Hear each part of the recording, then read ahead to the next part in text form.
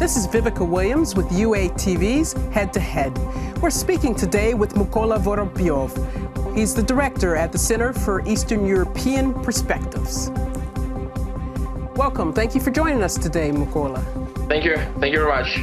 Glad to hear from you. Thank you. Well, first of all, our question today, we're talking to you about the U.S. and with Trump foreign policy towards Ukraine. So what's the latest? Well, it's a good question because a lot of scandals now in Washington, D.C., and one of them is because of corruption in Ukraine, and another one is because of Paul Manafort. As you probably know, he was a head of Trump's campaign, and he just now he's under the investigations over the corruption with the former president of Ukraine, Viktor Yanukovych. So allegedly they take like $12 million using offshores and other murky schemes, and he avoided to pay taxes from this. So this is probably number one. All right, so how important is this case with Manafort? Well, this is really important, because the first was the National Security Advisor, Mike Flynn. He just resigned a couple of weeks ago, and now it seems that Manafort can be despite Manafort does not hold any official position, he is quite influential in Trump's inner circle. And I think the attack of Manafort will just be as another step to attack of another Trump's allies, I guess. All right. And do these scandals help improve the image of Ukraine? Do they make Russia look bad? Well, actually, it's more about inner Ukrainian issues, I would say, because Manafort, he worked with a Ukrainian president first and foremost, and according to some information, he still preserves his ties with the former members of Party of Regions in Kyiv. So basically, it's not good for Ukrainian image when you mention Manafort, you mention Ukraine, and you mention corruption. So I don't think it's really good, but we must be interested in transparent investigations over this case. So can you tell me what issues are being really brought up about Ukraine? You said Ukraine's not at the table, but what issues are being brought up? The first is military assistance to Ukraine, to Ukrainian army.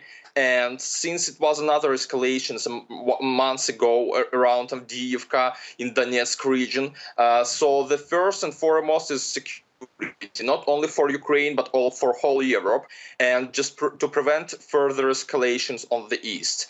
So the first issues which is discussed is the military assistance to Ukraine. And the second is, we know these days, this is the third anniversary, I would say the 3 years of annexation of Crimea. And a lot of discussions on the Hill in Congress and different committees regarding Crimea issues, persecution of Crimea Tatars and other people who